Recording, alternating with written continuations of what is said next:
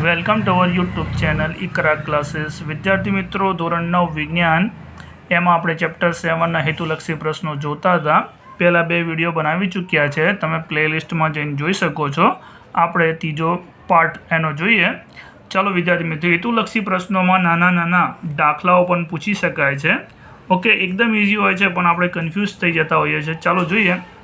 જો 54 કિલોમીટર પર અવર જેટલી અચળ ઝડપે ગતિ કરતી ટ્રેનની ઝડપ મીટર પર સેકન્ડના એકમમાં કેટલી થાય? એકદમ ઇઝી પ્રશ્ન પૂછ્યો છે વિદ્યાર્થી મિત્રો. ઓકે, કિલોમીટર પર અવરમાં આપેલું છે, આપણે શામાં શોધવાનું છે? મીટર પર સેકન્ડમાં શોધવાનું છે. એની ઝડપ કેટલી આપી છે? 54. ઓકે, આપણે જોઈએ આગળ. 54 કિલોમીટર પર અવર. ઓકે વિદ્યાર્થી મિત્રો, આમાંથી આપણે મીટર પર સેકન્ડમાં જવાનું છે. તો આપણને ખબર હોય છે કિલોમીટરમાંથી મીટરમાં જવા માટે કેટલા ઉમેરવાના?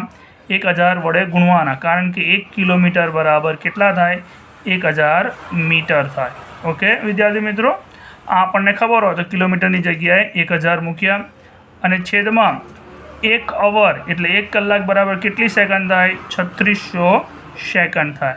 ઓકે, કેટલી સેકન્ડ થાય? 3600. તો નીચે આપણે મૂકીશું 3600. ઓકે, 0 ગયા 0 ગયા 0 ગયા 0 ગયા, 2 વડે ભાગો તો ઉપર 5, 5 દુ 10 અને અહીંયા 2 વડે ભાગો તો 18 દુની 36. તો 5ના છેદમાં 18 આવશે.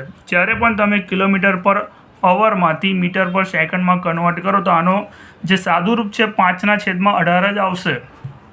ઓકે, ચાલો 18નો તમને ઘડિયો આવતો હોય, ટેબલ આવડતું હોય તો 18 તરી 54. શું બચી ગયા વિદ્યાર્થી મિત્રો? 3 અને 5 બચી ગયા. 3, 5, 15 અને આ શું આવ્યું? મીટર પર સેકન્ડ. તો 54 કિલોમીટર પર અવરને મીટર પર સેકન્ડમાં ફેરવો તો જવાબ શું આવશે? 15 મીટર પર સેકન્ડ આવશે. પણ આ એક્ઝામ્પલ ક્યારે ગણી શકાય? જ્યારે તમને આ મૂલ્ય ખબર હોય ત્યારે, કે 1 કિલોમીટર બરાબર 1000 મીટર થાય અને 1 અવર બરાબર 3600 સેકન્ડ થાય.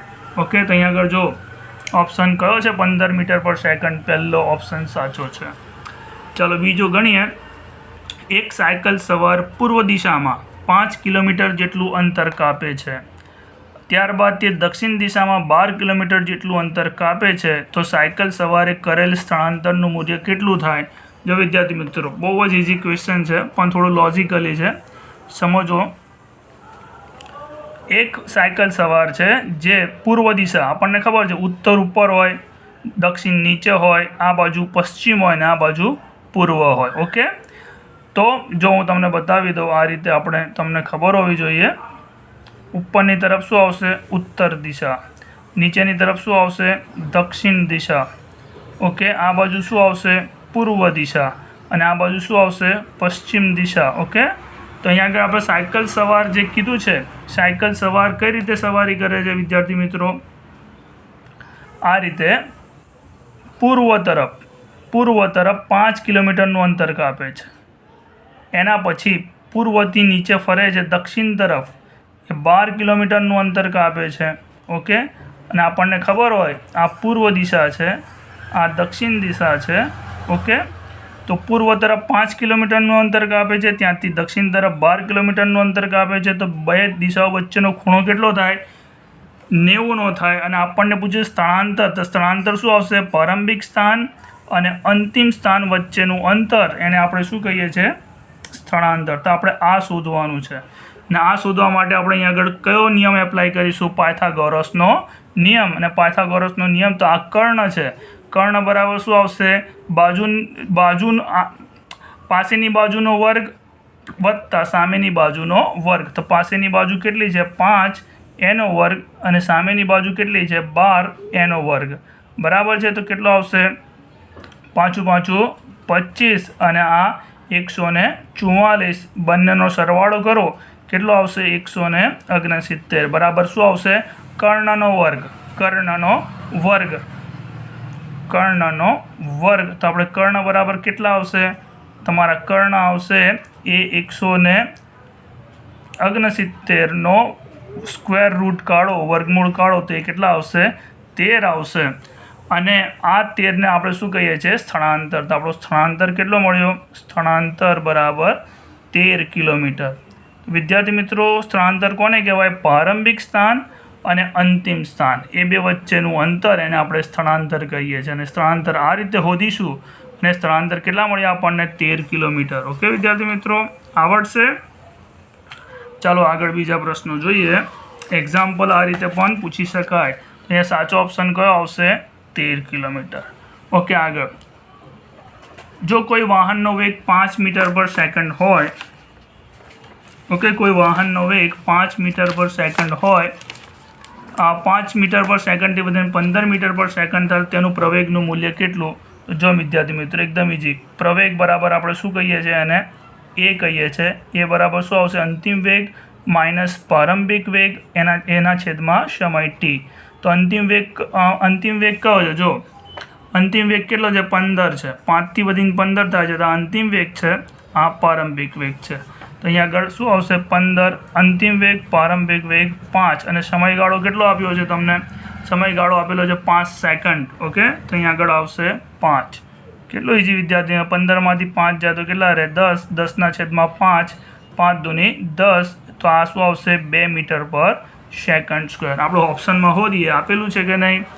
હા, 2 મીટર પર સેકન્ડ. તો ઓપ્શન શું આવશે? ડી, 2 મીટર પર સેકન્ડ. ચાલો 16મો જોઈએ. એક ગતિમાન કારનો પ્રવેગ 1.5 મીટર પર સેકન્ડ સ્ક્વેર છે તો 4 સેકન્ડ બાદ તેના વેગમાં કેટલો વધારો થાય? ઓકે વિદ્યાર્થી મિત્રો, 4 સેકન્ડ બાદ તેના વેગમાં કેટલો વધારો થાય? તો જો વિદ્યાર્થી મિત્રો આપણને શું કીધું છે અહીંયા આગળ?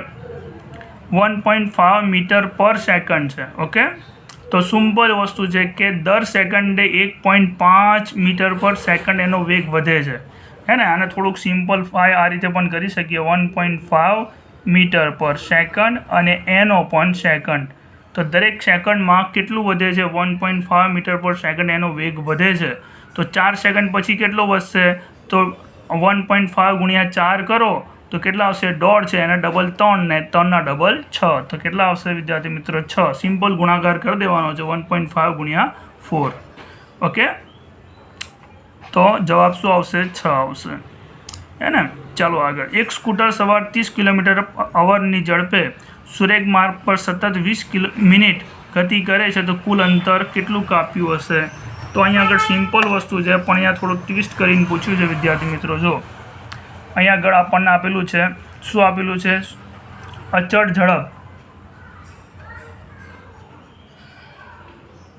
અચળ ઝડપ બરાબર શું આપેલું છે? 30 કિલોમીટર/અવર. તો આપણે એને કન્વર્ટ કરો તો 30 ગુણ્યા કિલોમીટરમાંથી મીટરમાં જાય તો 1000ના છેદમાં કેટલા આવશે? 3600. આમ ઉડાવી દો, કેટલા આવશે? 5ના છેદમાં 18. હજુ ઉડાવો, 2 વડે ભાગો તો અહીંયા 9 આવશે. અહીંયા 2 વડે ભાગો તો કેટલા આવશે? 15 આવશે. અહીંયા 3 વડે ભાગો તો 3 આવશે. અહીંયા 3 વડે ભાગો તો 5 આવશે. 5 5 25. 25ના છેદમાં 3. ઓકે, અને આ શામાં કન્વર્ટ કરી દીધા આપણે? મીટર પર સેકન્ડમાં. બીજું સમય કેટલો આપેલો છે વિદ્યાર્થી મિત્રો? અહીંયા આગળ વાંચો. જો 20 મિનિટ. 20 મિનિટ સતત ગતિ કરે છે તો સમય કેટલો આપેલો છે? 20 મિનિટ.